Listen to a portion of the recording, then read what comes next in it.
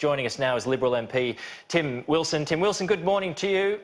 We had Andrew Leigh on our program a little bit earlier in the morning, and he says he's not prepared just yet or to support the drought relief package the way it is. Is this tax cuts all over again? I think it is. I mean, the reality is we need drought relief. There is money. We're being prudent as a government in making sure that we allocate money based on immediate need and the challenges the country faces. Labor keep carrying on and drawing attention to themselves. I think what they'd be sensible to do is back our farmers, back those who need drought relief and support the government. They do argue that it's taking money away from that Building Australia fund. Do they have a point? No. The reality is this government is prudent and responsible.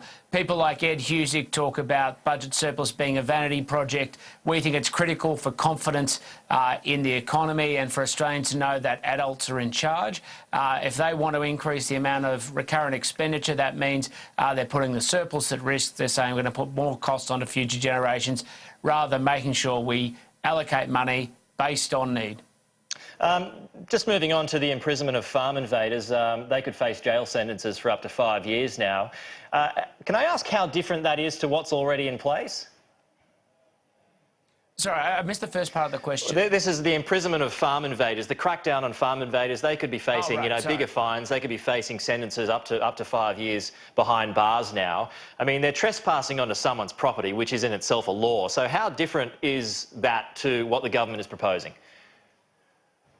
Well, there are differences. I mean, obviously the penalties and the focus specifically on the very specific issue is direct and proportionate to the challenge that's now being faced. This has not traditionally been an issue that the country has faced, but what we've found is increasing disruption on farms, and because people are obviously motivated for their own reasons. We do have trespass laws that exist at a state and a Commonwealth level as appropriate, but we have a specific issue and a specific need because of the nature of the problem we now face. Moving on again, temporary exclusion orders are also up this week, which means foreign fighters can be banned for up to 2 years. A lot of critics say that this is unconstitutional because it is giving the minister too much power. Where do you stand on that? Is it unconstitutional? Well, I don't believe that's the case, and I'm sure the government has extensive advice to show that's not the case, because it's only temporary. And of course, these laws also have provisions around review appropriately, balancing the tension we have between protecting national security and preserving liberties of critical importance, and something that I take very seriously, as do other members of Parliament. We know this is in direct response to the number of foreign fighters who may have come into Australia, reports of saying up to 40 people, and we have to make sure that we conserve both national security and civil liberties, which is why a review process is appropriate. Well, just on civil liberties then, I mean, does this give police licence to arrest people who may not even be terrorists or suspected terrorists?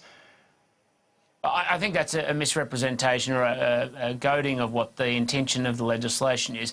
We have people who are going and fighting conflicts, they're returning to Australia. There's a process by which we have to make sure that if we know that people have been engaged in activity and meet certain benchmarks and thresholds, that we conserve Australian security and make sure that we manage people either at the border or before they get to the border.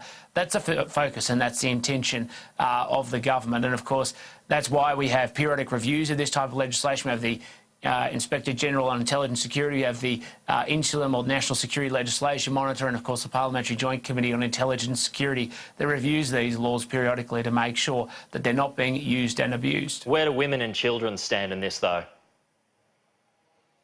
Well, I mean, we have a law that applies to every Australian appropriately, but there are tensions always around these issues, and these are the sorts of things that have to be worked out. So part of the panoply of the national security legislation we have in place is to deal with the specifics of the nature and the threats that emerge from time to time.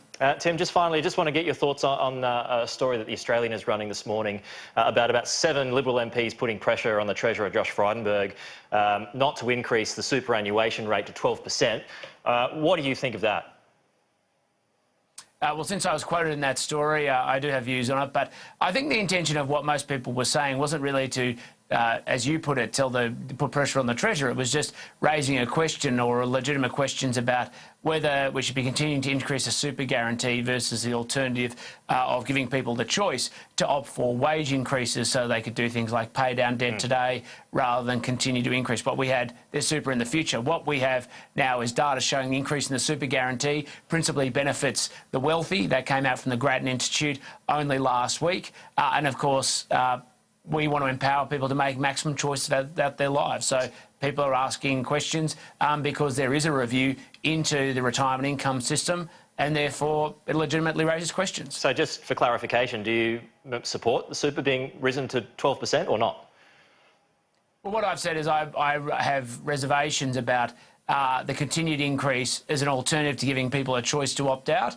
And I think these are the sorts of things that need to be considered. All right, we'll just have to leave it there. We've run out of time, unfortunately, but thank you very much for your time this morning. We've got to move on.